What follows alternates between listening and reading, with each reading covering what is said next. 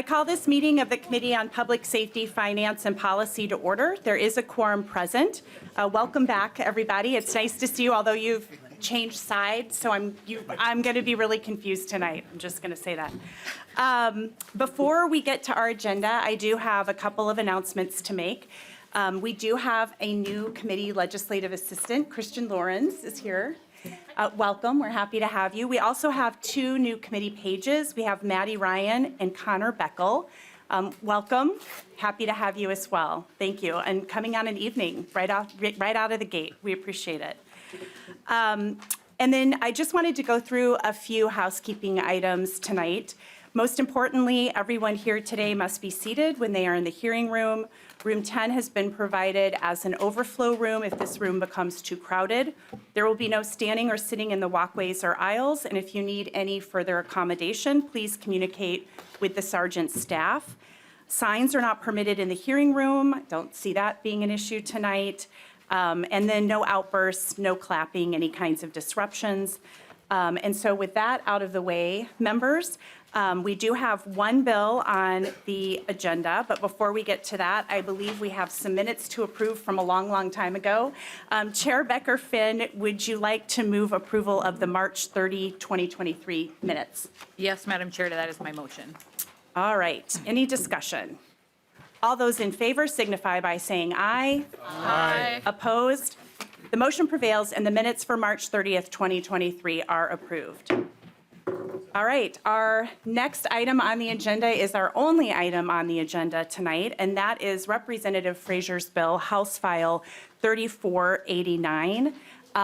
I am not going to really make any remarks at this point. Representative Frazier, I am just going to turn it right over to you. I know we have a lot of people here to testify. Thank you so much to everybody who's come to testify. So I'm, like I said, going to keep my comments short so that we can hear from all of you. And Representative Frazier, I believe that we are going to lay the bill over. So I move to lay over House File 3489. And before we do that, you do have an A2 author's amendment. And Representative Frazier, I assume you want to move the A2 amendment to put the bill in the shape you desire. That is correct, Madam Chair. Can you please describe the A2 amendment? The A2 amendment addresses issues raised by the League of Minnesota Cities in terms of some insurance issues. So we provided this amendment to clarify and rectify that issue. We also added additional consultation groups to the model policy post-board making process, which included Disability Services Council and then also the National Association of School Resource Officers. And then is there one more piece? I don't have it in front of me. I believe the training also included training on the topics identified in section 626.8469 subdivision 1 related to juveniles. Thank you, Madam Chair. That is correct. And thank you, Representative Tapke, for helping me out. That is all. All right. Any discussion of the A2 amendment? All right. Seeing none, all those in favor signify by saying aye. Aye. Opposed? The motion prevails and the A2 amendment is adopted. All right, Representative Frazier, your bill is now before us. Please go ahead and tell us about your bill. Thank you, Madam Chair, and thank you to the members and to the public audience. Thank you all for being here. Many of you I saw the night before, and I've seen you many times over the last several months. Thank you for being engaged on this process, and I am appreciative of the prospects that we will continue to be engaged into as we continue to work on something that works best for our educators and for our kids in our schools to make sure that they are safe, no matter what the situations are. So House File 3489 addresses an issue that came up this fall with concerns about the clarity of a bill passed in 2023 in regards to prone restraints used in our educational settings. And specifically, the confusion or ambiguity was around when force could be used in our educational settings. This bill clarifies when force can be used for educators as well as when force can be used for SROs in the educational setting. What I have to provide is some context. We're talking about this bill specifically addresses prone restraints. And the reason we're having this conversation is because we had one of the most tragic situations happen in the state of Minnesota when we had the killing of George Floyd by former Officer Chauvin. And many folks, when they envision a prone restraint, they are envisioning, in fact, that incident, that interaction that took the life of George Floyd when they think about a prone restraint. This bill will address when prone restraints can be used, in what manner, and it provides clear guidance on that, so there will be no questions moving forward. What I'd like to say is that what also we're going to provide in this bill as well is a clear statutory construct for transparency and accountability that does not exist today. It will provide for mandatory training for folks that go into our SRO programs. It will provide a process to create a model policy that will be developed with stakeholders. We were intentional about being inclusive of the voices in that process, because what we heard loud and clear from folks is that they didn't feel heard and they didn't feel included in a process that took place over the last legislative session. We heard you, we see you, and we will make sure that those voices are included when we go through this process and as we move forward. With that, Madam Chair, I will allow for nonpartisan staff to do a walkthrough, and then we'll be open for testimony. Thank you, Representative Frazier. We'll now have House Counsel Ben Johnson walk through the bill for us. Mr. Johnson. Madam Chair, sections 1 and 2 work together. They say that a school resource officer is not an employee or agent of a school for the purposes of the statute addressing corporal punishment and certain holds. Section 3 removes the word imminent from the description of when teachers and principals can use reasonable force to prevent bodily harm or death to a student or another, and makes conforming changes in a couple of reports that are due. Section 4 is at the top of page 3. It is very similar to the first two sections. It says that school resource officers are not agents or employees of a school for the purposes of the statutes authorizing reasonable force by teachers and school officials. Sections 5 and 6 require school boards and charter school boards to enter into a contract if they choose to have a school resource officer program. Sections 7 and 8, which go on pages 3 and 4, are similar. Both of these are in Chapter 609 and authorize the use of force in certain situations. The changes in the two sections move teachers out of provisions that would apply to parents and guardians and into provisions that apply to other school officials. Section 9, which starts on page 5, line 10, is longer. I'm going to go through by subdivision briefly. The first subdivision includes definitions. It defines a school resource officer. The second subdivision establishes the duties of resource officers and also says that schools and charter schools can contract with SROs for the officer to perform additional duties. Subdivision 3, which is on page 6, requires school resource officers to receive training. An officer who's going to serve as a school resource officer must receive that training by June 1st, 2025. The next two paragraphs actually the next three paragraphs have a few exceptions. There are some school resource officers who will have already received training from the named groups in the bill. Those individuals do not have to complete additional training until June 1st, 2027. Paragraphs C and D apply to situations where an officer either begins work before being able to receive the training, and that person would get a 6-month grace period. And paragraph D applies to substitute school resource officers who can serve without the training for up to 60 student contact days. In both of those situations, there are certain duties that are not required to be performed. Subdivision 4 indicates the components of the training course that we have already talked about. And then paragraph B, which is on page 7, indicates that for those individuals who received the training mentioned earlier, the Peace Officer Standard and Training Board can create a supplemental program. So instead of a complete new training, these officers would only need to be trained on the pieces that they had not already received training on. Subdivision 5, which is at the bottom of page 7, requires a model policy. The Board of Peace Officers Standards and Training would be required to consult with some named groups, which include peace officer groups, education groups, and community groups, to develop the policy. And then on the final page, there is a requirement that law enforcement agencies adopt policies that are identical or substantially similar to the model policy. Subdivision 7 indicates that there can be sanctions for licensing for violation of the model policy and also injunctive relief for failure to comply with the requirements. Madam Chair, the final section in the bill is Section 10. This is an appropriation to the Department of Public Safety. There's an appropriation in fiscal year 2024 and in 2025. This is to increase staffing at the department's school safety center and to perform the other duties, which basically means providing training at no cost to law enforcement agencies. Madam Chair, that completes the Thank you, Mr. Johnson. And Representative Frazier, I think the commissioners are here to testify to your bill. So first we'll call up Commissioner Jett from the Department of Education, and Commissioner Jacobson, if you want to come on down and get on deck, you will be up next. And as a reminder to the commissioners and to everybody testifying today, if you can make sure to introduce yourself for the record before you begin your testimony. Welcome to the committee. Good evening.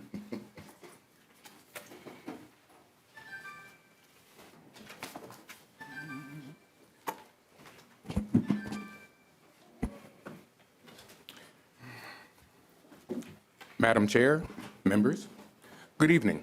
My name is Willie Jett. I'm the Commissioner of Education. I'd like to thank you for the opportunity to provide thoughts on this bill.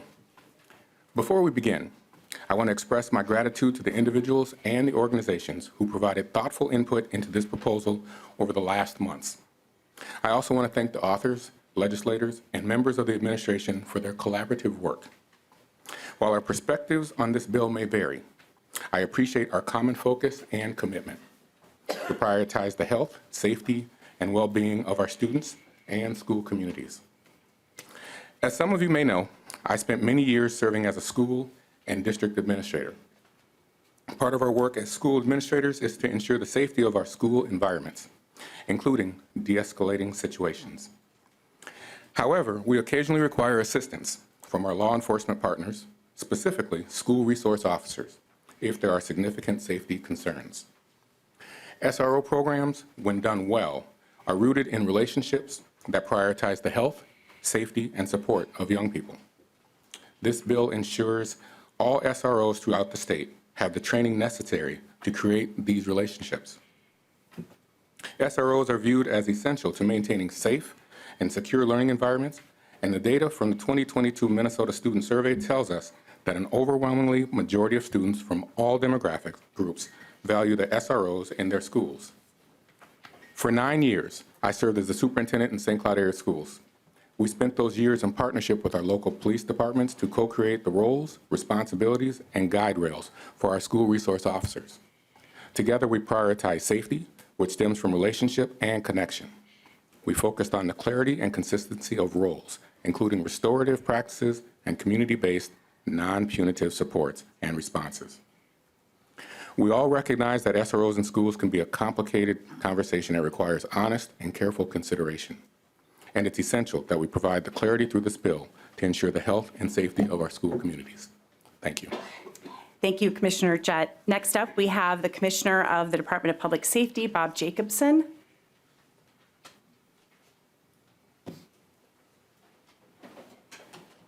Welcome back, Commissioner. Please introduce yourself and begin. Yeah, thank you, Chair Muller, members of the committee. Bob Jacobson, Commissioner of Public Safety, my honor to serve, just finishing up my first year. Just a little, as a means of a little bit of background, my history is primarily in law enforcement, 33 years spent, including about 17 years as a police chief. I also worked in the Department of Human Services, where I worked with child welfare issues and making sure to keeping kids out of the system. I also supervised and led SROs in Mounds View School District since 1992 until the time that I retired in 2016, or retired for the first time. So I have experience in a number of these areas. I also want to add that I fully support Representative Frazier's bill. I believe that SROs are valuable members of our school communities, forging positive relationships with students and adults in our school buildings. Based on the results of the 2022 student survey, the vast majority of students think it's a good idea to have an SRO in the school and will talk to an SRO about something illegal or unsafe. An SRO is yet another responsible adult in the school setting. The SRO bill in front of the committee today represents a comprehensive proposal. It creates clear duties for SROs in schools. It provides training requirements that are focused on school settings and working with students, and free training options for law enforcement will exist for this training. It also requires a post-board model policy that will incorporate broad input from Minnesotans, including those working in education, law enforcement, and community groups. This policy will cover a lot of topics, but the one that I believe is most important is focusing on building constructive relationships between SROs, students, and educators. This SRO bill also makes it clear that SROs are not allowed to be involved in school discipline. This has been a best practice and included in training for years. Putting this into law makes that very clear. And I will add that if a community so chooses to have an SRO, this bill will help ensure a higher standard and specialized training. And with that, in closing, I would just add that a child deserves a learning environment that is safe, supportive, and healthy. I believe that this bill will help accomplish that. Thank you. Thank you, Commissioner. Madam Chair. Representative Mueller? Thank you. I wondered when there would be a good time to ask questions of our testifiers, Yeah. because I do have a question for Commissioner Jacobson. Thank you for that question. So my plan is to get through all the public testimony, and then we will circle back to questions. I assume both commissioners are going to be able to stick around in case there are questions for either of them. I can't see Commissioner Jett from where I'm at. So yes, he's nodding, and Commissioner Jacobson as well. So we will circle back.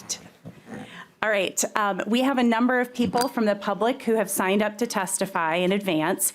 And as a reminder, everybody has been given 90 seconds. I know that's not a lot, but we want to get to hear from as many people as we can. I'll also note that there are several letters that have been submitted, and those can be found online, and there are also some printed copies in the front of the room.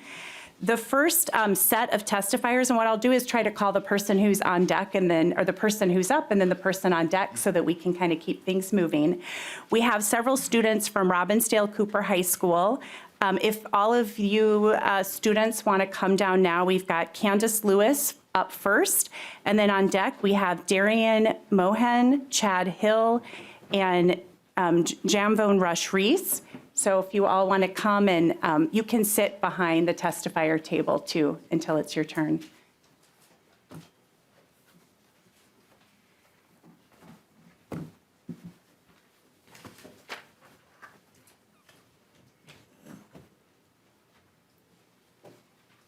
We'll start with Candace, and everybody else, please feel free to take a seat behind that rope. There's a rope there, but you can go back there.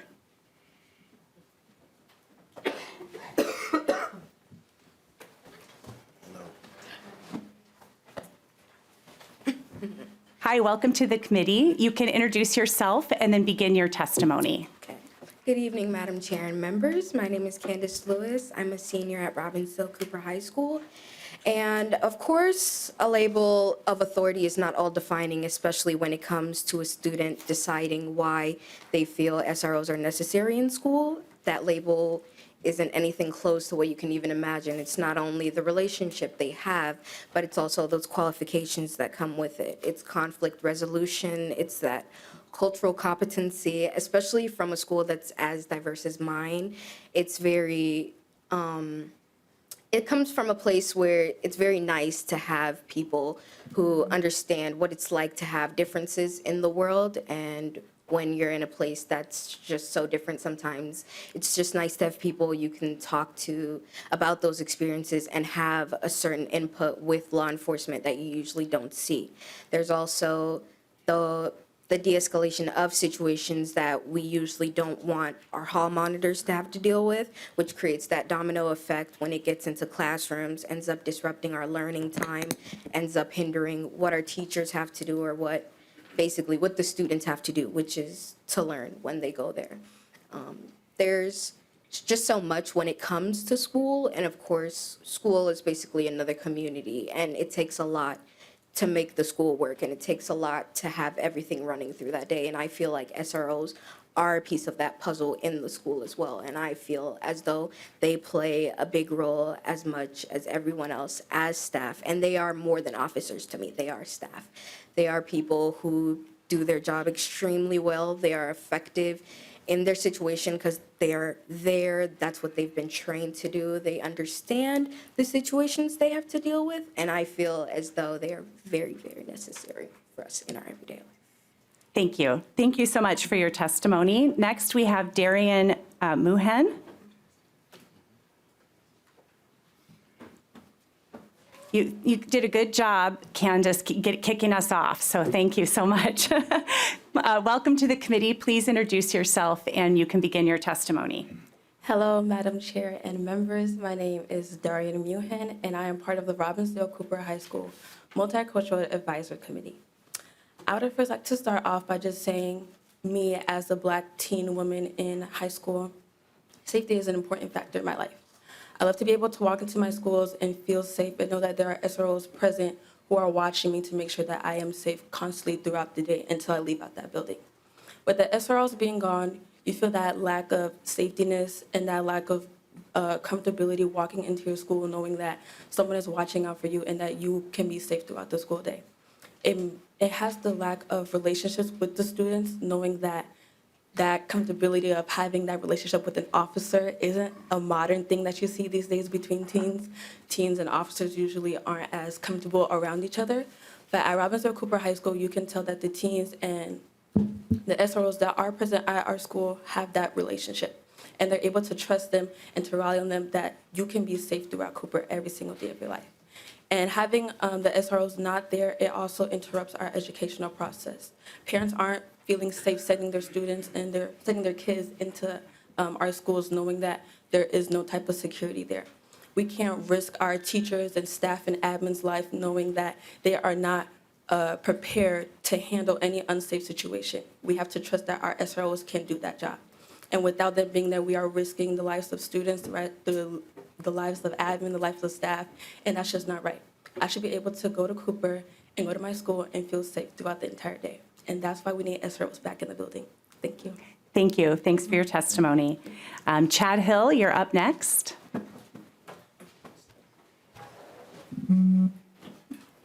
Welcome. You can introduce yourself and begin your testimony. All right. Madam Chair and members, my name is Chad Hill. I'm a sophomore at Robbinsdale Cooper High School, and I'm representing the Multicultural Advisory Committee. To start off, I think that the whole point in SROs are to break down barriers. I think everyone knows and can agree that police officers in schools should be about breaking down barriers, if that's race or gender or whatever it may be. But I think it's about community building. If we have community building within SROs, being a part of spirit and being a part of what we do within the school is very important. With that, who wouldn't want someone, I'm sure many of you on this committee are parents yourselves, possibly, and I think who wouldn't want their kids to know, or who wouldn't want to know that their kids are safe knowing that SROs are in the building. I think it's very essential, and that SROs should be in the building and that people can have someone to trust. And it's about, I can't speak for every high school, but I do know, having a process in which you choose your SRO for the building or your school is very important. I think, if having people who look like you, you're more likely to respond to them and have a relationship with them rather than having a barrier between you. I think it's very essential that we have a process in which districts and schools have or choose SROs that best fit them, and I hope that everyone considers putting SROs back in the building because I really feel that they're very essential to schools. Thank you. Thanks for your testimony. Then we've got Jamvon Rush Reese, and then up next, Matt Shaver. So Matt, if you want to work your way down. Welcome to the committee. You can introduce yourself and begin your testimony. Hi, Madam Chairman and other members. My name is Jamvon Rush Reese from the Cooper Multicultural Advisory Committee. I'd like to speak a bit about SROs and their impacts and relationships with schools and the community. At my school, with youth today, the public view and perspective on law enforcement and police officers is most oftentimes negative. This stems from most interactions and news they see and hear from the police being negative also, whether that be through screens on their phones or screens on their TVs, or one-on-one interactions and conversations with their friends and families, or at worst, our own personal negative interaction. The law enforcement and police aren't going to go away, no matter how negatively we view them or dislike them. And we can't change that, but something we can change is the public perspective that we have on them, especially the perspective kids have on them and youth can see them. Kids my age and my grade and at my school see laws or see officers as people with a great amount of power, see them as uniforms, or see them as just a badge. Through our MAC group and my interactions and ability to have interactions with the SROs, I've been able to form more nuanced a view and respect for the law, and I think that'd be a very important and necessity for kids and developing youth, developing young adults to have. To see, most times when people see them, they hear them, see just negatives, and to have this ability to see and build relationships with law enforcement can lead to interactions in the future to later be more respectful and more positive and not get to positions or points where it can be violent or lead to death. To have someone in your school that you know you can trust and know that's there to work and there to work with you and be there to look out and protect you can be great and very inspiring for our developing youth. And it has been for me, especially as a Black young man going to a predominantly POC school, and for other members of our MAC group and other members in our school, and to be able to talk to our SROs that haven't pulled out of the building and work with our New Hope chief, Tim Hoyt, has been a great experience for us, those who just spoke, myself, and everyone else at Cooper who are part of the MAG group. And to have the ability to have SROs in the school to build relationships with and know that they're there to keep you safe is an important part of school that most of our kids want, and I think should be there and needed. Thank you. Thank you. Thank you so much for your testimony. And thanks to all of the students. Thanks for coming down here tonight. We really appreciate it. I did give them a little more leeway to go over. There might be one other student testifier, which I will give you that leeway as well. And I think we've got Matt Schaefer next, and then Patricia Bey, you are on deck. Hi, welcome to the committee. Please introduce yourself and begin your testimony. Chair Moeller, members of the committee, good evening. My name is Matt Shaver, Policy Director at Ed Allies. We're members of the Solutions Not Suspensions Coalition. I'm here today to testify in opposition to House File 3489 as amended. Prone kills kids. And our advocacy isn't about whether we believe SROs belong in schools. It's about whether the state of Minnesota believes holds that kill children belong in schools. The Minnesota Student Survey didn't ask students their thoughts on whether the adults in a school building should have the authority to hold them in face-down positions for nonviolent situations. Maybe next year. A school is a unique place full of people whose bodies and brains are in the process of developing the entire time they are required to be there. So we better get things like who, how, and why adults can put their hands on your child, my child, other people's children right. Last year's legislation was a great start in setting a standard for the use of prone in schools. And unfortunately, in the course of stakeholder engagement, we heard directly from law enforcement leadership that if they are not able to use prone in schools, they will need to use tasers on kids. So it sounds like there is need for clarity.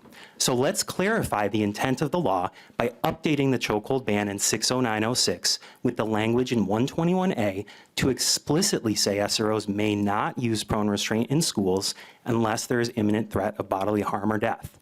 We keep hearing that the chokehold ban in 60906 is the backstop for our concerns about exempting SROs because it's inclusive of a ban on prone restraint. But it isn't, and this bill demonstrates that. Line 8.4 of the bill requires the model policy to address tactics and strategies to limit the use and duration of prone restraint. You don't need to limit the use and duration of something that's already not allowed. That'd be like limiting the use of hockey sticks in the NFL. Listen to families and students. Do not ask us to have faith in systems and structures that haven't earned it yet. Thank you. Thank you. Next up, we have Patricia Bey, and on deck, we have Luca Jacoby-Crone.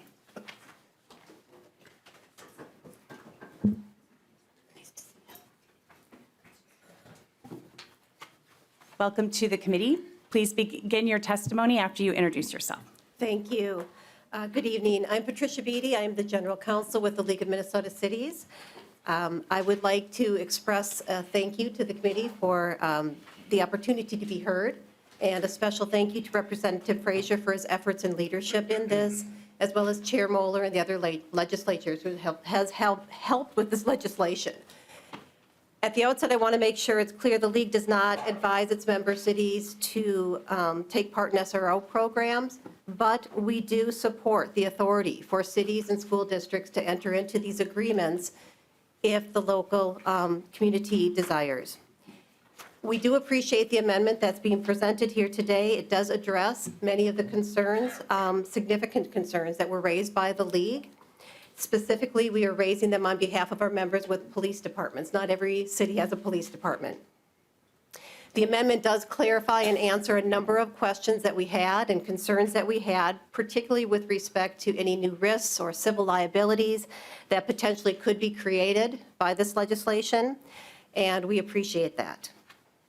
I do need to note and thank that the Republican leadership for their efforts yesterday in introducing the Delete Everything Amendment, which included the League-specific proposed language, and the letter that we have submitted along with our local government partner organizations does have the complete scope of the proposed language. But we are in support of the amendment. And I do want to note that the League and our expertise, we stand ready to help and support further engagement with lawmakers on this legislation. We want it to be the best it can be in terms of transparency and clarity, and so we're ready to help. We believe these goals of transparency and clarity are goals of all stakeholders, particularly our member cities. Thank you. Thank you. Next up, we have Luca Chon, and on deck, we have Jeff Potts.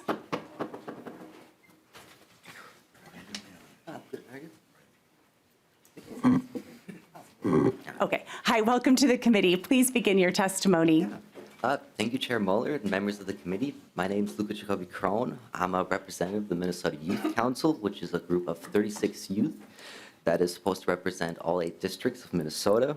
We are empowered with the critical task of amplifying youth voices in Minnesota. I support this legislation because my personal experience, I'm a senior at Edina High School. I've always had positive interactions with SROs who have served more as mentors to students, and I've always had positive interactions overall. I think the committee should pass this bill because it takes the necessary steps to clarifying some issues that happened last session, especially with the prone restraint. And this bill clarifies that it would allow SROs to return to schools and feel assured that they can fully complete their jobs and keep students safe. As well, furthermore, the new training requirement in this bill, I think, is a good step forward, as training should be required for SROs, as school environments are unique, so there's a unique approach needed, and the proposed training outlines seem like a good way to do that. Furthermore, I would like to highlight that the Minnesota Board of Peace Officers Standards and Training, or the POST Board, which would be tasked to hold SROs accountable regarding licensing sanctions, has a couple of issues. The League of Women Voters has highlighted that in the past, and currently this board is heavily made of law enforcement. I think about 10 of the 16 members have some experience in law enforcement or the criminal system in general. I would hope and recommend that this committee would be made up of 5 individuals who are law enforcement, 5 individuals of higher education, and 6 members of the public. I'd also furthermore urge that we keep youth voice in the legislation and helping develop the model policies, because at the end of the day, it'll be the students who have to sort of live with the SROs being in the school. All right, thank you. Thank you for your testimony. And again, thank you to the students who are here today. I feel like our future is in really good hands with these testifiers. Just really impressed with the students. And I misspoke before. It is not Jeff Potts. It is Chief Bruy who's here with us. And then on deck, we have Marcy Exed. So Chief, if you want to introduce yourself and begin your testimony, please. Madam Chair, members of the committee, sorry to disappoint you that I'm not Jeff Potts, but thank you for the opportunity to testify this evening. My name is Mark Bruy. I am the police chief in Brooklyn Park. I'm speaking today on behalf of the Minnesota Chief Police Association, who represents more than 300 police chiefs across the state and over 150 command staff members. We appreciate the work that has been done to clarify the law for school resource officers. The Minnesota Police Chiefs Association along with the Minnesota Sheriff Association and the Minnesota Police and Peace Officer Association, submitted a letter last week, February 9th, which is included in your packet, outlining concerns with House File 3489. We appreciate the author's amendment, which does address some of the concerns we included in last week's letter. However, 2 issues remain. We continue to request that the term shall be changed to may on line 5.21 of the bill. We agree with the description of the duties laid out in the bill, but feel including the word shall takes away from the SRO's ability to use their discretion. The word shall in state statute is well understood. It is a required action by a police officer. Such examples are in violation of orders for protection, where officers shall make an arrest, or when an officer encounters a sign and release warrant, they shall issue a new court date. This statutory requirement leaves no room for officer discretion, which is appropriate in certain situations. However, in doing that, for officers doing what is just includes considering each situation uniquely and the individuals involved, and then seeking the best solution. One of the required duties on line 5.29 is that the school resource officers shall enforce criminal laws. Taken literally, this language would require every known criminal violation to result in charges and the youth being sent to the criminal justice system. This is in complete opposition to the historical success that SROs have had by circumventing the criminal justice system and working with school administration to get better outcomes for our children. We also request that the deadline for SRO training on line 6.5 of the bill be changed from June 1st to December 1st of 2025 to give SROs and agencies an additional 6 months to complete the training. Recognizing the workforce challenges that currently exist in police agencies across the state, we feel the additional 6 months is a reasonable and prudent change to the bill. Thank you for the opportunity to testify here today. We look forward to continuing the conversation, this vitally important bill. Thank you for your testimony. Marcy Exed is next, and on deck we have Imran Ali.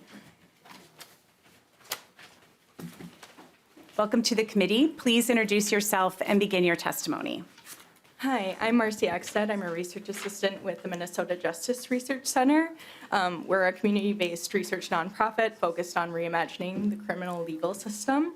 So we also submitted a memo about this issue, and I've personally conducted research related to SROs and BIPOC youth in Minnesota. Nationally, SROs actually lack clearly defined roles and have no guidance or legally enforced oversight that's regulated at the national level. Minnesota can really lead the way by cementing best practices and duty of care standards for SROs, because so many school districts have decided the benefits of SROs outweigh the drawbacks. It's important that the state set clear guidelines for SRO roles and duties.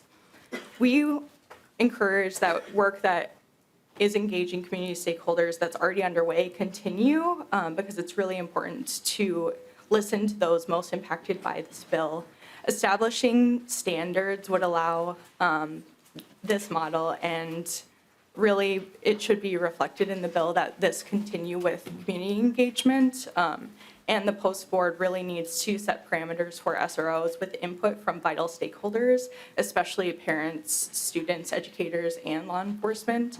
Schools should avoid enmeshing students in the criminal legal system for common youth behaviors. Kids should be allowed to make mistakes. And encounters with the criminal legal system have been shown to create negative educational and socio-emotional outcomes for youth. So we really want to limit the impacts of those, and schools should address incidents in a holistic manner and use law enforcement as a last resort, if at all possible. Setting guidelines for SROs will help focus their time, training, and requirements towards more mentorship-oriented role fulfillment, de-emphasizing their role as law enforcer, and if and while police remain in schools, kids should be able to go about their day perceiving their SROs as just that, a resource. I and the MNJRC would like to offer our assistance in this process, however we are able to, and if anybody is interested in having us. Thank you. Thanks for your testimony. Up next, we have Imran Ali, and then Marin Christensen Hofer is on deck. Welcome to the committee. Please introduce yourself and begin your testimony. Thank you, Chair Moeller, members of the community. My name is Imran Ali. I'm the General Counsel for the Minnesota Police and Peace Officers Association. I'd like to take this opportunity to thank the legislature from both sides of the aisle. I've had an opportunity over the last several months to meet and talk with each of you, it seems like, and our underlying goal always has been the safety of our students, staff, and also our community. This issue and this important issue has always been about the safety of our students, staffs, and communities that we belong to. And as the General Counsel for MPPOA, I'm also a former prosecutor as well as a former defense attorney. And it's incumbent that the legislators do whatever they can to ensure that the law that is passed is based on sound state and federal law. The current law is contrary to state and federal law, and it creates two standards when, in very, very rare circumstances, force either would or should be applied. Force has always been the last option.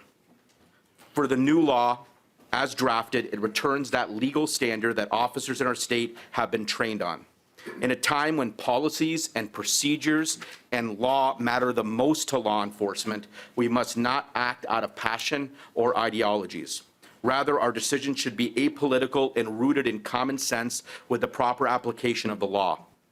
Since this summer, as MPPOA General Counsel, the voice of the rank and file of over 10,000 officers around the state, I've had the pleasure and the opportunity to talk to SROs from each corner of the state.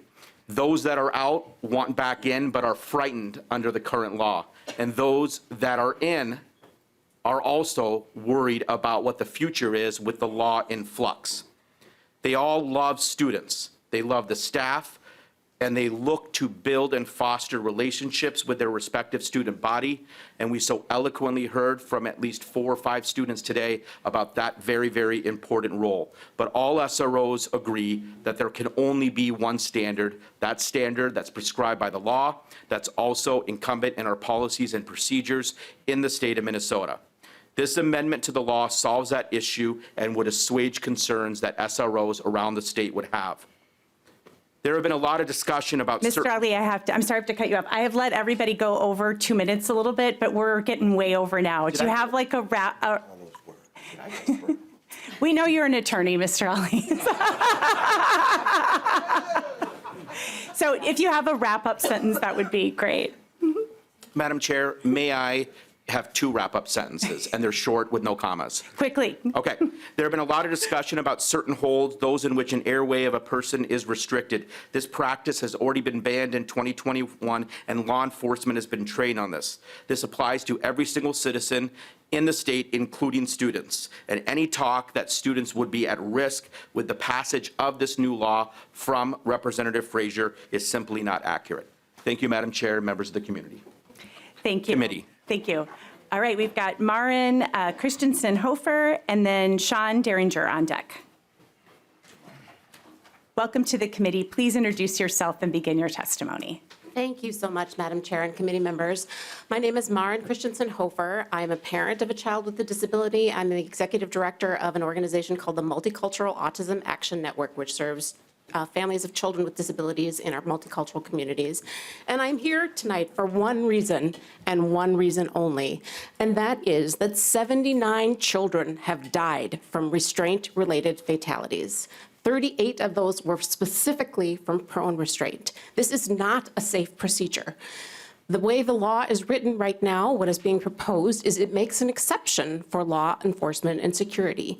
We do not believe that any child, under any circumstances, should be subjected to any form of physical holding that restricts or impairs a pupil's ability to breathe, restricts or impairs a pupil's ability to communicate distress, places pressure or weight on a pupil's head, throat, neck, chest, lungs, sternum, diaphragm, back, abdomen, or results in straddling a pupil's torso.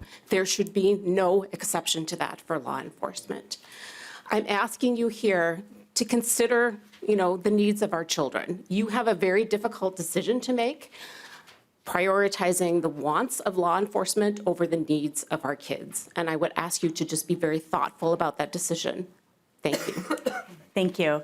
Shae Daringer is up next, and then we have Theresa Dystra on deck. Welcome to the committee. Please introduce yourself and begin your testimony. Thank you, Madam Chair and committee members. I am the Wright County Sheriff Shae Daringer. I am grateful to be here to share my testimony regarding HF 3489 with you this evening. The Wright County Sheriff's Office has 14 assigned SROs that are responsible for 59 buildings spanning 10 school districts across Wright County. Over the past 3 years, they have handled 4,500 calls for service in our schools.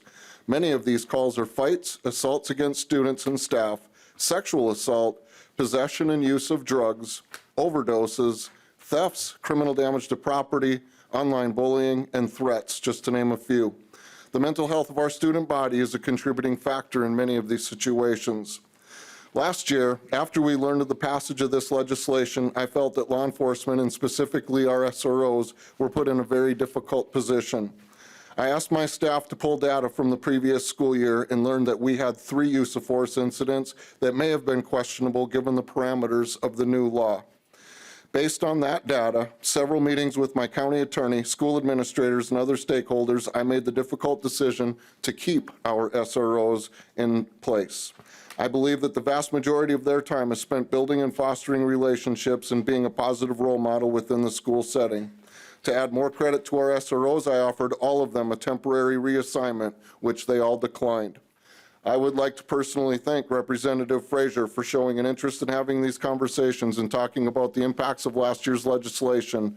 In just the past 2 weeks, we've had 2 students require an ambulance ride to the hospital for mental health-related circumstances. A patrol deputy had to ride in the ambulance because of the aggressive behavior. In the second situation, a second grader started launching items off the second floor onto the floor below. Staff followed the student around, watching him destroy school property and disrupting the entire school and other students. It is because of the confusion caused by last year's legislation that have tied the hands of our SROs. Early intervention by the SROs could have resulted in far less disruption to the school and a more dignified outcome for both of these young students. In closing, it is hard to fully express the impact of this legislation in just a couple of minutes. It has been significant. You have received a letter from several stakeholders, including the Minnesota Sheriff's Association, explaining a few of these minor changes that would have a significant impact. I would ask that these items receive your consideration, as I believe that our SROs provide tremendous service to our schools and have a significant role in keeping our schools and children safe. Thank you for the opportunity to testify. Thank you for your testimony. Theresa Dystra, and then on deck we have Kay Kessel. Welcome to the committee. Please introduce yourself and begin your testimony. Hello, Madam Chair and members of the committee. Thank you for the opportunity to testify on this important issue tonight. My name is Theresa Dystra, and I'm speaking to you as a pediatric nurse practitioner and a mother. I work with patients that have autism, intellectual disabilities, genetic disorders, and you can't always see these disabilities when you look at somebody, but we can't afford to make a mistake when it could result in injury or death to a child.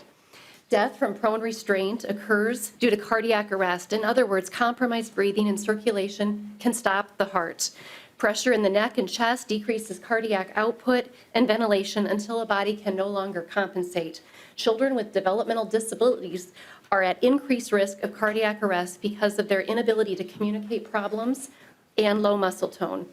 Another issue is that many children have already experienced violent trauma in the hands of adults who are supposed to keep them safe. Traumatized children need our safety and protection when they are in distress. Placing a dysregulated child face down on a floor is repeating a major power difference they have already been subjected to. In my 24 years of experience working with high-risk children, I have never needed to use prone restraint to keep a child or myself safe. Upset children can be calmed by compassionate adults trained in de-escalation techniques. In mental health, we call this attunement.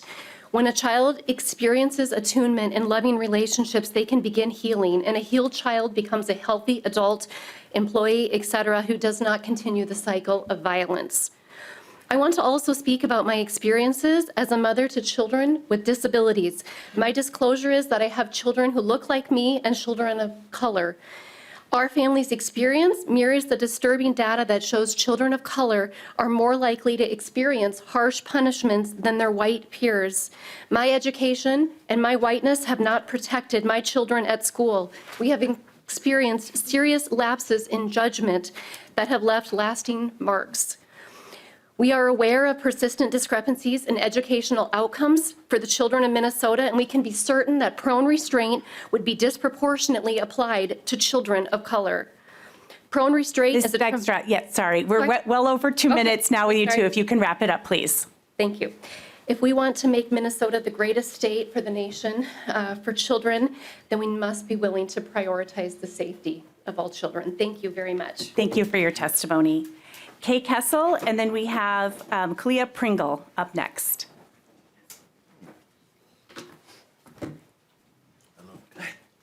Welcome to the committee. Please introduce yourself and begin your testimony. Hi, my name is Kay Kessel, and I'm a retired assistant principal for the Minneapolis schools and a senior citizen who's been a fighting advocate for the racial injustice in our schools.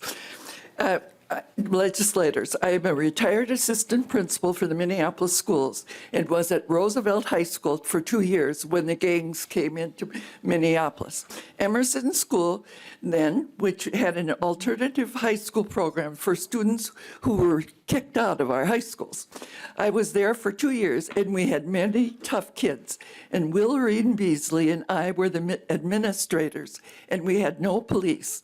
I went to Washburn for 6 years and the last 3 years at South High. In each high school, I developed ways with troubled students to prevent the prison pipeline. We had liaison officers in each school and many off-duty officers that were paid to be at all of our events, dances, athletic events, theater. They were there every day. Our principals and assistant principals and educational assistants, we were in charge of security. No principal would allow the liaison officer to step into a situation unless we asked them to. We very rarely ever had to have somebody step in. Only at South High, in the 3rd precinct from 1999 to 2002, did that change. I was in charge of security at the school, and we had locked doors, and all the students came in with their passes. In each high school, I developed a student support group team made up of the school clinic staff, the social workers, the counselors, the nurse, the school psychologists, special ed teachers, chemical dependency counselor, and of course the administrator. We met weekly to intervene on our students at risk. Our school secretaries, the coaches, the lunch ladies, they are all looking out. They all looked out for our kids. And we met and intervened so that students, mainly our kids of color, would not get into the prison pipeline.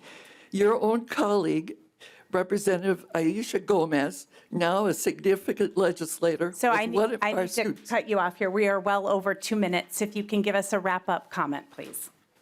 Please, could you please let me finish? We do have your letter in the packet as well, and the members I know, have but a member. It's the police officers here. And I've given everybody the same amount, so we need to finish you up and move on to the next testifier. Well, anyway, it was 2014. We had the League of Women Voters and 70 organizations had a forum interrupting the prison pipeline. And it took 10 years, and just last year you passed Restore the Vote. But we met at the Hennepin County Juvenile Detention Center to plan the forum 10 years ago. 98% of the kids at the Hennepin County Juvenile Detention Center are kids of color. And 10 years later, if you get the records, it's the same. So we need to have our wonderful police officers come in and work with the community. Thank you. Thank you for your testimony. Katherine Pringle, and then we have Tiffany, Flynn, Forsland.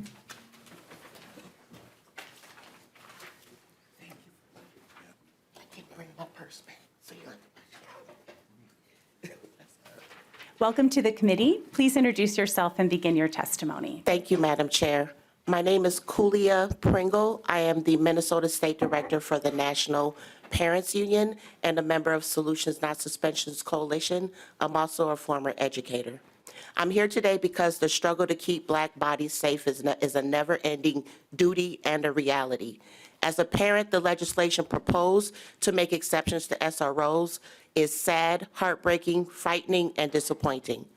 Our elected officials passed groundbreaking legislation last year on all aspects of life. We all gathered and celebrated at the Capitol when the governor signed the omnibus bill. We never thought we would be down this road where the powers that be want the community to understand that somehow school resource officers cannot do their jobs without being able to use tactics that restrict the airway of children. Well, if we can help it, not on our watch. We all watched as George Floyd took his last breath, and communities from around the world said no more, not on our watch. The issue is not whether or not SROs should be in the building. The issue is, do we want another George Floyd in our schools? And we say no, not on our watch. Thank you. Thanks for your testimony. We have Tiffany, Flynn, Forsland, and then up next, Hannah Lixen.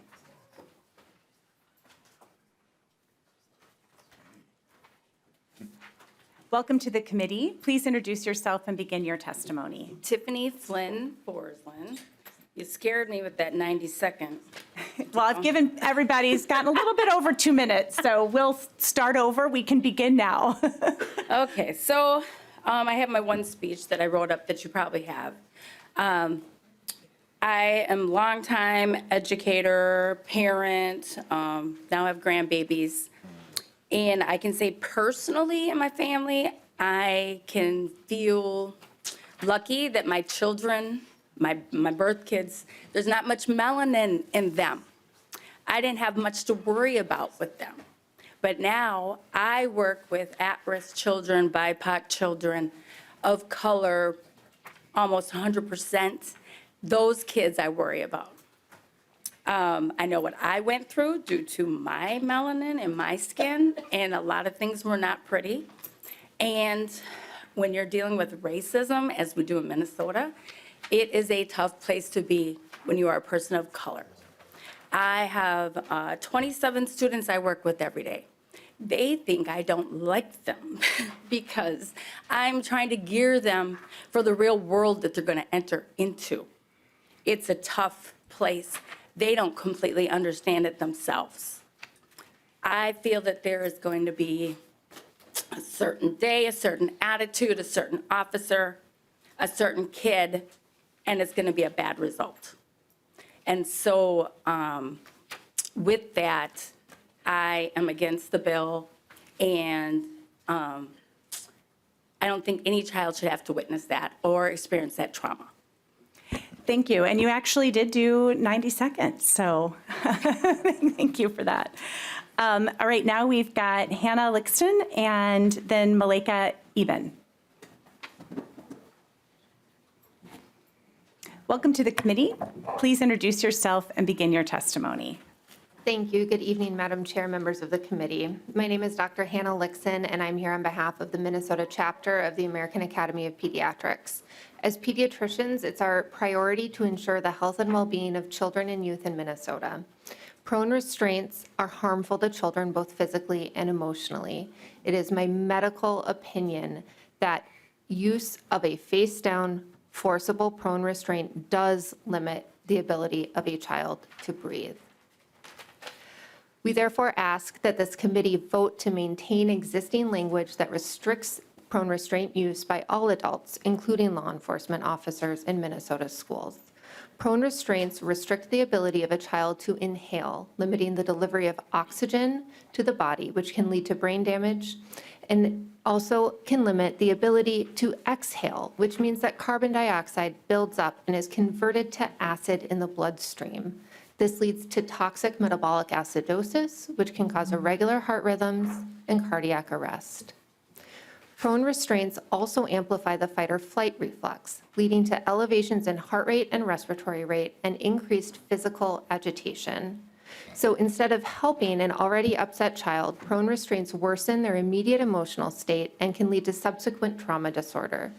They also erode the trust that children have for the adult or category of adult who uses the restraint, making it harder for teachers, or in this case, law enforcement officers, to help or intervene in future situations.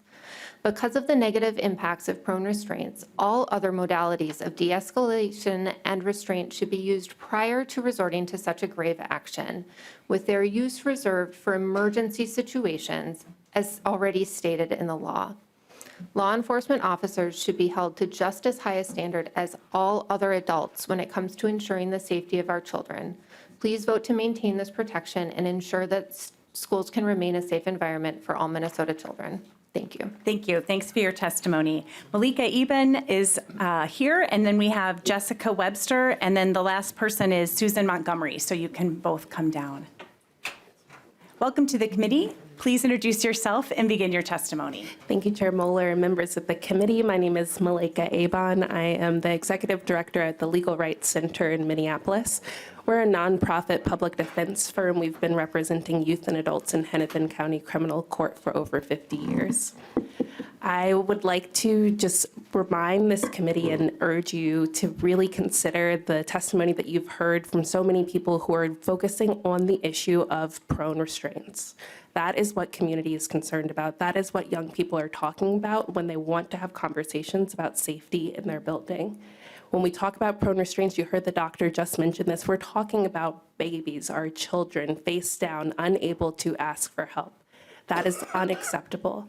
The legislation last year said that we want no adults to be able to do that to our kids. That is all we are asking for today. I want to read a little bit of a testimony from some young folks who were here. Thank you to Representative Frazier, who met with them earlier, who testified in the Education Committee yesterday and couldn't join us tonight. You have this in your packet, a letter from a student named Mira, who is a high schooler in St. Paul Public Schools. Mira says that as a student, it feels as though there are many can'ts. She can't buy a lottery ticket, she can't vote. She also can't control when and how adults feel it's necessary to exercise their power in fatally or violent manners over literal children. She can't express to you all the extent of the hurt that would be felt by the countless Black and brown and disabled students who will be disproportionately affected by House File 3489. All she can do is reiterate what is already common sense. In no world is prone restraint an effective way to go about our children's education, which, as said by Governor Walz, is supposed to conjure the magic of promising beginnings and the grace of second chances. Please, we're urging you to listen to the voice of Minnesota youth as you go about this legislative session. Their safety and their futures are in your hands. Thank you. Thank you for your testimony. Jessica Webster, and then Susan Montgomery.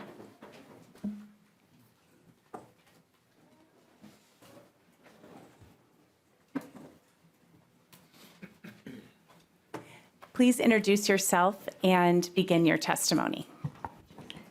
Thank you, Madam Chair, members of the committee. My name is Jessica Webster. I'm a staff attorney with Legal Aid, also representing the Disability Law Center. We are strongly opposed to House File 3489 as written. We believe that the spirit and intent of last year's legislation was to ban prone restraint and breath-impacting holds on children in our schools. Legal Aid and the Disability Law Center have experience representing children who have been hurt in prone holds and physical restraints, and we advocated the ban that passed in 2015 for children with disabilities. This is a prone restraint. It's allegedly the illustration of a proper prone restraint, where a child is held face down on the floor with their legs and arms pinned. This is not banned by Minnesota law in 60906 because the adults in this illustration are not using a compressive chokehold. But this so-called proper prone restraint is inhumane, traumatic, and incredibly dangerous for children. When this child fights or resists, when this child is dysregulated, the risk of positional asphyxiation increases. Legal Aid acknowledges there have now been 2 AG opinions. Okay, you can put the sign down. We did say no signs at the beginning. I would have allowed maybe a copy of that to go around as well. So, and it is the first committee hearing, so I'm granting some leeway here, but please continue. Understood, Chair. Legal Aid acknowledges there have now been 2 AG opinions on this issue and 1 opinion from the Hennepin County Attorney that is slightly different from the AG opinion. As such, the legislature is in the position this session to clarify the confusion, and legal aid does support that clarification that you could make. But please don't remove the ban on prone restraints in our schools. And please don't tell us that everything is fine because 60906 bans chokeholds. The illustration I showed you is a prone restraint. It is not banned by 60906, and it's not okay to do this to our children in schools. Thank you for the opportunity to testify. Thank you. Next up, we have Susan Montgomery.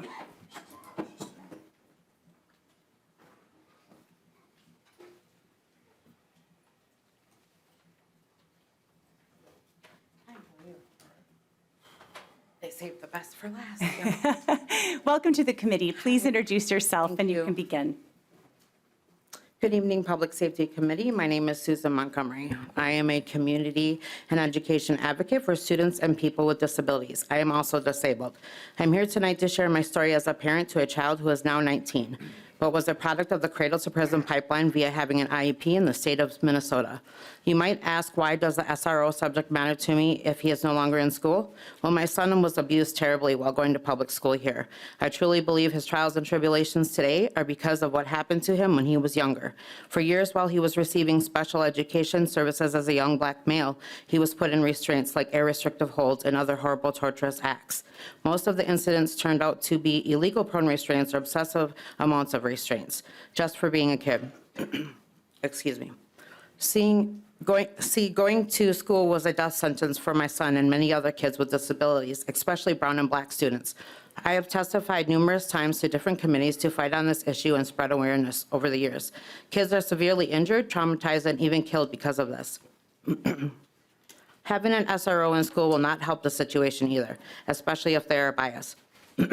It is important to note kids like mine were labeled inappropriately, often triggered by witnessing other kids being restrained or given similar harsh discipline for responding to a sensory issue that may have resulted in a meltdown, which doesn't mean they deserve restraint since it may have been part of their disability. I should have brought my water. Can I have one of yours? No, I'm just kidding. Thank you. Time out, guys. We will pause for that. Thank you. Or we'll be calling 911. Okay, time out. So, but to some of the staff with no to little training, they saw it dangerous behaviors just because they have a disability when they were just trying to be themselves. Without warning, they were often and immediately held down, and parents weren't even notified. One time, my son's own hoodie was pulled off of him in a struggle and used as a restraint that resulted in strangulation marks around the neck.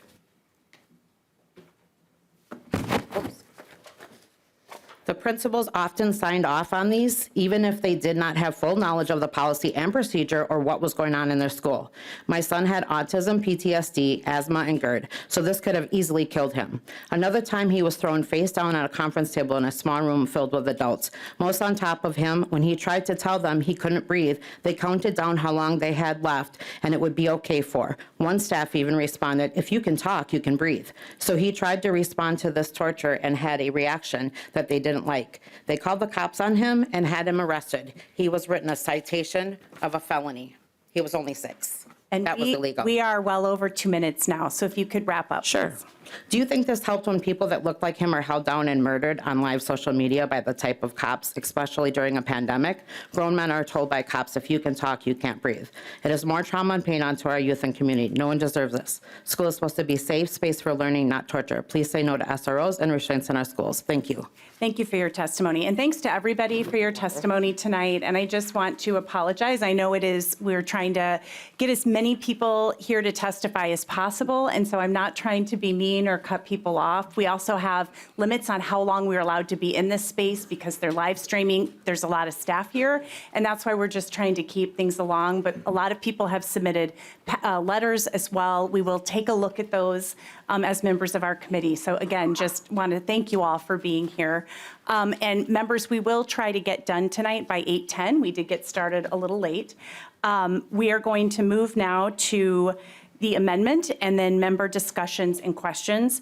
We do have a DE3 amendment, and I believe Representative Whitty, that is your amendment. Can you please describe the DE3 amendment? Thank you, Chair Moeller. Thank you, Representative Frazier.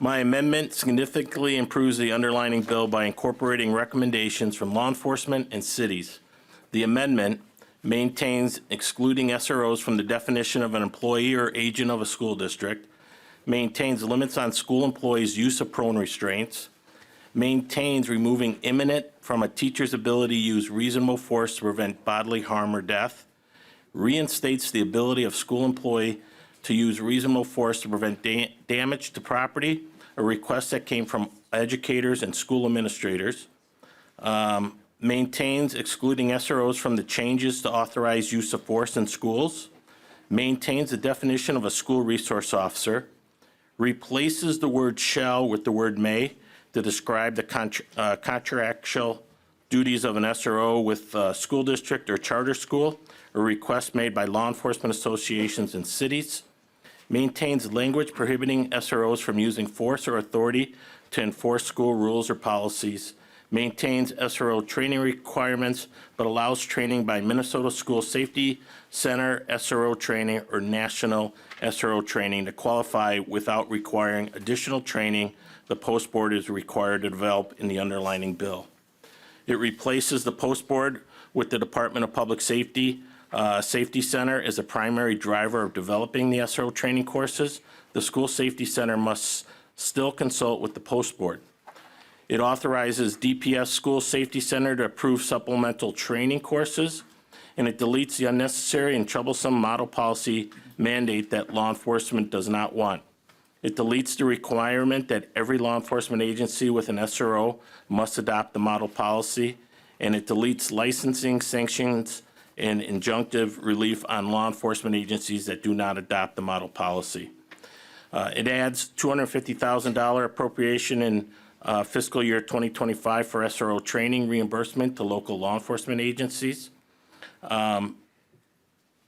This DE3 will be a simple fix that will bring clarity and peace of mind and remove the politics, and it will return our SROs to schools and will make our schools a safer place for students, teachers, and staff. I ask for all your support, and I request a roll call. Thank you. We will have a roll call. Representative Frazier to the DE3 amendment. Thank you, Madam Chair. Thank you, Representative Whitty, for bringing the amendment. So one thing I just want to add here, you described it as a small, easy fix, your amendment, but it really has some great substantive changes to the bill as presented right now. Mainly, it takes away the process to have in the stakeholder voices that what we've heard from most folks, they want to be a part of this conversation to decide how we can create a comprehensive system in our schools for safety for everyone in the schools. If we accept this amendment, we delete that and we get rid of that process. So I don't think that's something that we should do. It also stops us from creating a uniform system that can be implemented across the state, which provides some transparency, consistency, and also the accountability, which you talked about quite eloquently. We shouldn't remove those things. Those things are important. Almost every conversation we heard here from folks, they want that type of uniform system, comprehensive system, and they absolutely want a system that provides accountability when needed. Hoping that we don't, but if we do, it should be there and folks should know where to go to get that accountability. So for those reasons, I'm going to ask members to vote down this amendment. I think we got a good bill that provides for that process for input and feedback from a broad group of people, and I want to make sure we maintain that as we're creating this uniform system across the state. Discussion on the DE3 amendment. Lead Novotny. Chair Moeller, thank you for taking this amendment, or at least addressing this amendment. I do believe that it solves our problems and it gives us a pathway to having a legislative fix that we can all agree on and come to something that really makes sense. We are so close with what the stakeholders want and they need to make sure that these officers are safe. We're so close. And I don't see a pathway with where we're at right now. I think the DE3 gets us a pathway to get the SROs back in the schools. We've heard from the students, they want them back. The SROs want to be back. To be an SRO, it's a personality, it's a special type of person that wants to serve, and not everyone is made to be an SRO. And if we did this DE3 that Representative Whitty has brought, we can get them back. I worry about what happens in the time that I don't take care of something. We've let this go for so long. We had people calling for a bipartisan solution this summer, and then it got shot down. We can come up with a bipartisan, common sense solution to this. That is the DE3. Please take that into consideration, vote yes for DE3, and we can move this out to the floor and we can get this solved. We can have the SROs back in the school this week. Thank you, Chair. Further discussion on the DE3? All right. I'll just note that those comments that you just mentioned about the calls this summer, that was when we were not in session. And so here we are, our first committee taking it up right now. Any further comments, Representative Whitty, on your amendment? Thank you for listening. The one part I would say, by removing the model policy doesn't mean it can't be revisited at another time. This is the fix to get the SROs back in the schools now that we all kind of promised and had these hearings. The other part, and I know we've communicated this, is sometimes your contract with your local schools and your police departments, that's where they work out what's best for them at the local level. And SROs are not for every community, and that is for them to decide. And that's why I think that's where those policies can, be discussed in those contracts. Because you don't have to have the contract, or you don't have to put the SROs if the contract's too high. So thank you for listening, and I hope everyone votes yes for the DE. Thank you. A roll call has been requested, and the clerk will take a roll. Chair Mueller? No. Chair Mueller votes no. Vice Chair Feist? No. Vice Chair Feist votes no. Lead Novotny? Aye. Lead Novotny votes aye. Representative Becker-Finn? No. Representative Becker-Finn votes no. Representative Curran? No. Representative Curran votes no. Representative Engen? Aye. Representative Engen votes aye. Representative Frazier? No. Representative Frazier votes no. Representative Grossel? Aye. Representative Grossel votes aye. Representative Hollins? No. Representative Hollins votes no. Representative Hudson? Aye. Representative Hudson votes aye. Representative Hewitt? No. Representative Hewitt votes no. Representative Mueller? Mueller votes yes. Representative Mueller votes yes. Representative Pinto? No. Representative Pinto votes no. Representative Tapke? No. Representative Tapke votes no. Representative Whitty? Aye. Representative Whitty votes aye. 6 ayes, 9 nays. There being 6 ayes and 9 nays, the motion does not prevail. And I'll just say good job on your first roll call, Christian. All right, there are no other amendments, so now we will move on to member questions and discussions. And Representative Mueller, I've not forgotten about you. Do you still have a question for Commissioner Jacobson, I believe? I would love, thank you, Chair Mueller, and yes, I do have a question. All right. And members, while the commissioner is here, if other members have questions for the commissioner, so we don't have to have them come up and down and back and forth, think of those now. Go ahead, Representative Mueller. Thank you, Chair Mueller, and Representative Frazier, what a difference from last night to tonight, right? You and I were in the committee together. Representative Feist, you and I were in the committee together. A very different feel. And thank you so much to the students that came and testified in favor of the SROs. We know that what we hear all the time is the vast amount of students. Well, the actual number is 94%. 94% of our students want SROs back in the classroom. And so what was so interesting from tonight versus last night is somehow all the students that we had last night were against it. And yet we hear from so many tonight, thank you so much for coming and stepping up and saying how badly you appreciate this. So, Commissioner, thank you again for coming up and for testifying. Last night, we did ask you about your support with the DE3, knowing that this fix would also help with our law enforcement officers, would also help with League of Minnesota Cities, really addresses all the issues that we've been hearing. Instead of kind of patchworking this together, we'd have one unified bill here that would be a fix that would have kind of peace in the valley. So now that we've asked you last night, hopefully you've had a chance to read it, and I do want to ask again if you would be willing to support the DE3. Commissioner Jacobson. Thank you, Chair Muller, members of the committee, and thank you for the question. And the simple answer would be no. Representative Mueller.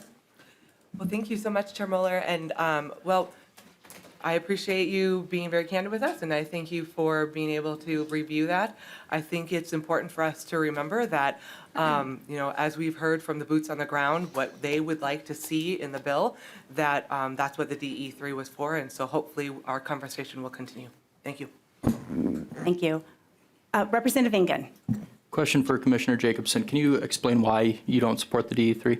Well, let me just say this too. I mean, I'll let him answer that, but the DE3 we've already voted down, and I did hear the committee hearing last night in education, and so I'm allowing a little leeway here, but since that DE3 is no longer before us, I would like to move on, but go ahead and answer that question, Commissioner. Yep. Thank you, Chair Muller, members of the committee, and I appreciate the interest in my answer to that question. The term SRO came up in vernacular for most of us starting in August of 2023. And as I've described to many legislators, many colleagues in law enforcement, those that I work with, that I best describe that as a painful process. And perhaps some others have come up with some other similar suggestions. It's been a lot of work. Spent a lot of time working with members of the community, again, legislators and colleagues. And what I found as we've worked through this, that, and I've shared this with others, that at the end of the day, as this comes through this bill, the goal is to get SROs absolutely back into school. The goal is to have our students safe as they go back into school, and that the path to get there is likely going to make most stakeholders, if not all, just a little bit unhappy. And so my goal is that, again, to get SROs back into school, to allow police officers to use their training and their discretion and ability to use force as they see fit in a setting, whether it be the school or whether it be on the street or whether it be in the Mall of America, to use that same training no matter where they may be. I believe this bill allows for that. That was my biggest concern. I know that my colleagues, many of whom I know and have known for many, many years, my heart is in law enforcement, but I also understand the critical need to get this bill to a place where I believe it would allow police officers to use their full spectrum of use of force as needed. I think this bill accomplishes that. I believe this will help keep our kids safe. Thank you. Anybody else for the commissioner before he's, all right. Representative Pinto. Thank you, Madam Chair. First, just a big thank you to Representative Frazier for his work on the bill. And there was a particular piece that I want to ask about with all the testimony we had, which relates to current law. As I understand it, and this gets really confusing, but current law does not prohibit a school resource officer from using prone restraints to prevent bodily harm, I think, despite what it may look like on the second page of the bill. And if our House Research nonpartisan staff could just clarify what the status under current law is of the use of prone restraints by SROs, as to what they're allowed to do, Madam Chair, if you're willing. Thank you, Representative Pinto. Mr. Johnson. Madam Chair, members, I'll do my best to answer this question. There are two sections in the education law. It's sections 121A.58 and 121A.582. And those interact with a section in the criminal law, which is 609.06. All three of these kind of overlap in some ways.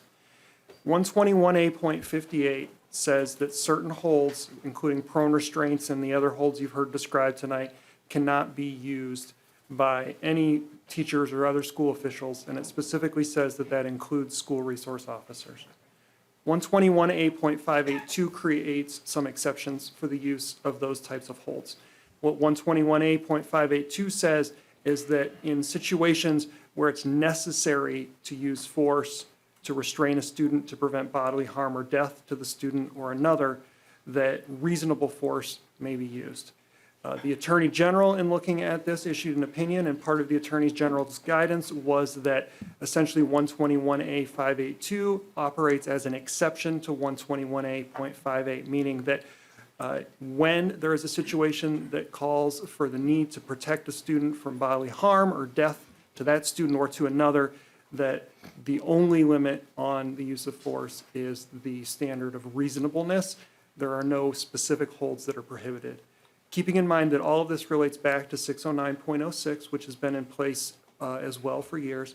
And 609.06 indicates that there are certain circumstances where peace officers are permitted to use force, and it is not a crime. Those, there are about 5 or 6 that apply to peace officers in that statute, includes things like making a lawful arrest, protecting individuals from bodily harm, protecting property when someone has the right to have that property protected. 609.06 also has a prohibition on chokeholds, as has been described tonight, meaning that the limits on peace officer use of force, which would include obviously school resource officers who are peace officers, is that the force must always be reasonable under each of these standards. Chokeholds are prohibited under 609.06. 121A.58 would prohibit the use of prone restraints and these other holds, except when there is a need to protect someone from bodily harm or death. There is still, with that, some question about the use of prone restraints in the relation to the authorizations in 609.06. I hope that's helpful. Representative Pinto. Thank you, Madam Chair. So if anybody's feeling a little confused, we'll understand. So what I get out of that, and also from having looked at before, is that if we look at the bill lines 2.4 and 2.5, where it's crossing off school resource officer as being an employee or agent that it looks like under current law cannot use a prone restraint, under this bill would be able to use a prone restraint, that's actually pretty misleading in that under current law, with no bill goes forward, no change at all, that they would be able to use prone restraint when there's a situation to prevent bodily harm. And I guess maybe if I can just first just see if Mr. Johnson, our nonpartisan staff, if I'm saying that, summarizing that okay, Madam Chair. Mr. Johnson. Madam Chair, Representative Pinto, in cases where there is bodily harm under the Attorney General's interpretation, then yes, there would be an authorization to use prone restraint and those other restricted holds to prevent bodily harm or death. Representative Pinto. Thank you, Madam Chair. And so final point then, Madam Chair, is and I so much appreciated the testimony from so many folks expressing concern about prone restraints. I just want to make sure it's not misread that this bill somehow would repeal a current law relating to this, because in fact, prone restraints are not prohibited, despite it's confusing, the language here under the law, but are not prohibited when it's to prevent bodily harm. And so I really, Representative Frazier, thank you so much for the work that you put in to put this bill together and to move things forward. I really appreciate it, and thank you for the chance for the clarification, Madam Chair. Representative Hollins. Thank you, Madam Chair. Thank you, Representative Frazier, for your work on this bill.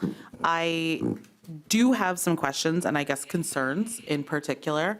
And it goes to what Representative Pinto was just saying, because I think I'm seeing a lot in the letters and in the testimony that we are rolling things back and that we are removing something that is currently in place. But it is correct, or at least it is my understanding, that there is not uniformity across the state with how the law that we passed in 2023 would be interpreted. Is that correct? Representative Frazier. That is correct. Thank you, Madam Chair. Representative Hollins. Okay. So, I mean, I'm in St. Paul. I represent St. Paul. I live in St. Paul. My kids are in St. Paul. There are no SROs in St. Paul Public Schools. You are in Hennepin County, where the Hennepin County attorney has said that she interprets the law one way, and you have a clear understanding of that. But what guarantee is there that we know what and how children will be treated in, say, Representative Tabke's district or Representative Curran's district? Do we have any guarantee on how those children will be treated and how SROs will be working with those children? Representative Frazier. Thank you, Madam Chair, and thank you, Representative Hollins, for those questions. We do not. I mean, that's the importance of the model policy piece and also the other pieces in the current proposal that we have in front of us that will create the uniformity, comprehensive uniformity around the state. And I've talked to folks about this ad nauseum now, is that, you know, if we stay with the status quo, we still have some of this uncertainty. And I think that's, for most part, and what I hear from community folks, they don't want that uncertainty. Law enforcement doesn't want that uncertainty. Education folks don't want that uncertainty. Our youth do not want that uncertainty. That is what this bill will do, will push us toward a uniform process throughout the state and remove that uncertainty. All right, and I think we have two more members who have asked to speak. Representative Hudson. Thank you, Madam Chair. Members, welcome back. There's plenty I have to say about this bill and kind of the background and the process that's brought us here to hearing Representative Frazier's fix, I'll put in scare quotes. But I'm just going to suffice for the interest of time with just making one point, and it's a very unusual point because we find ourselves in a really unusual dynamic here tonight where there are a lot of people who came to testify and submitted letters of testimony that are on my side of this bill. They oppose the bill. They oppose it for very different reasons, and it seems as though they're upset about what they perceive this bill to accomplish.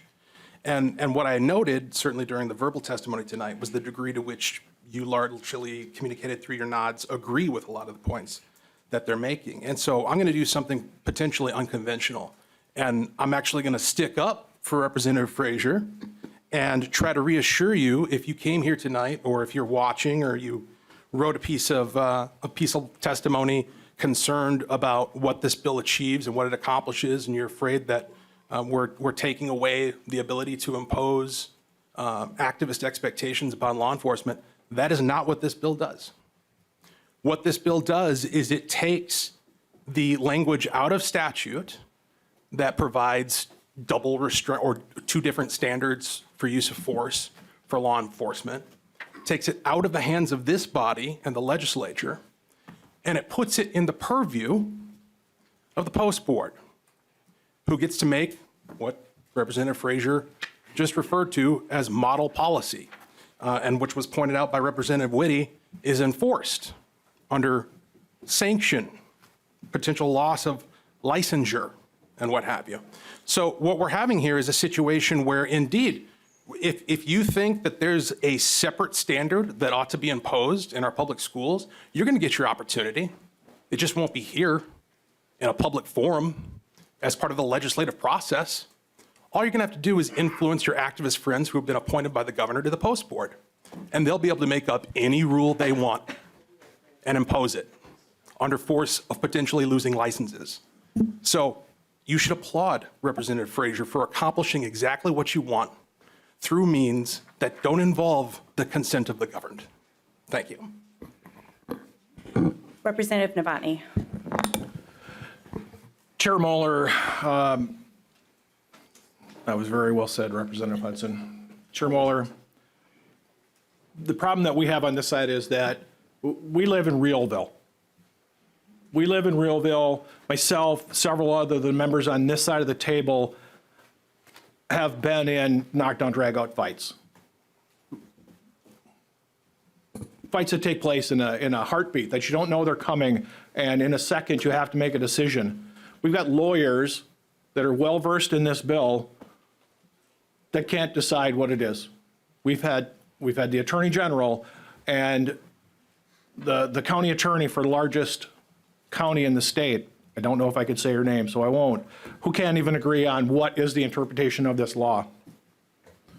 We had people come out, and if you play back your remarks, you made the argument for our DE3. You made the argument for our DE3, and we should go to that. We're not here for all the things that were testified about. We're not here to discuss suspensions. This bill's got nothing to do with that. This bill that passed in 2023 has got nothing to do with suspensions. SROs aren't involved in that. They haven't been. They're not involved in low test scores. They're not involved in the prison, the school to prison pipeline. They're going to prison because they don't have good test scores. Okay? Why are we here? Because 121A.5 8, subdivision 2A, B, last two sentences. Restricts or impairs a pupil's ability to communicate distress. Yeah, we should, I don't have a problem with that, that's great. Places pressure or weight on a pupil's head. Absolutely. Someone does that right now, it's against the law, and I'll be the first one to tell you, jerk their license and prosecute them. Throat, neck, chest, lungs, sternum, diaphragm, back, or abdomen. Any of you broke up a fight? Have you been involved with two people that aren't playing by the same rules that you're playing with? Asymmetrical rules? Someone that doesn't have to answer to a post board? They don't have the same restrictions? It's a knockdown, drag-out fight, and you're going to walk down and try to do a wrist lock escort? Yeah, you're going to get your nose broke. We're running out of time. I was going to have Sheriff Daringer come down and talk about things. He left his SROs in, and they're exposed, and they're not taking the things that they would have done to control these kids before they got too far out of control. And I know he's had one that is still out on workers' comp because he got his knee severely taken, and he had to have a lot of medical treatment. Heard a lot of testimony over the time that the restraints, they don't work as they are now. I'll just come up and give you a wrist lock and everything will be fine. No, we're talking about somebody that's fighting and they don't care about your rules. We have simple things that we could have fixed. And instead of just fixing the simple things we could have fixed, we have this different set of things that might fix it and we don't. I think the one testifier that we had really sums it up, and I think that's the goal. Please say no to SROs. I think that was the goal. That's the goal. These groups are very specific that they don't want the SROs in the school. I don't know why. I don't know why they want that chaos. If we want the kids not to go to prison, how about if they can go and learn and not have to worry about a fight or if they're going to get jumped in a bathroom? Let's get the kids back in the school learning. And look, we had the surveys. 94% of the kids want the SROs back in the school. Makes me wonder why the 6% doesn't. But Chair, we can fix this. We can fix this quickly. Anything that happens between now and what it takes for us to get the SROs back into school when they can do their job and know they're not going to get it. Last line of it, or straddles a pupil's torso. So if I stand over a student that's on the ground to protect them from someone else, is that going to be, depending on which county attorney's watching the tape, you know, we've seen other cases where it's totally subjective. Are you willing to jeopardize your career, your safety, your freedom? Let's fix this and do it right and do it legislatively. Representative Frazier, final comments. Thank you, Madam Chair, and thanks everybody for their comments. And Representative Novotny, this is a legislative action. When we take this action, if it goes through and we vote it off the floor and the governor finally signs it, this will be a legislative action. And it's one that will include voices that we don't typically hear from. And I said this in the last hearing. I said this in the hearing last night. We're public servants. Our law enforcement officers are public servants. And I don't hear them saying that they don't want to engage with the public, right? This is an opportunity for our public servants to engage with the public, to hear from the public about what their concerns are, and law enforcement can share with them what their thoughts are about that. I've said this too, we continue to have these conversations, but we're not talking to each other and we're not hearing each other. This bill will create that process for us to do that. There's a lot of things I can say about what you said about why kids are going to prison. We've got a lot of issues that we need to fix to make sure our kids have the best possible outcomes and they can be the best that they can be. This ain't the main one.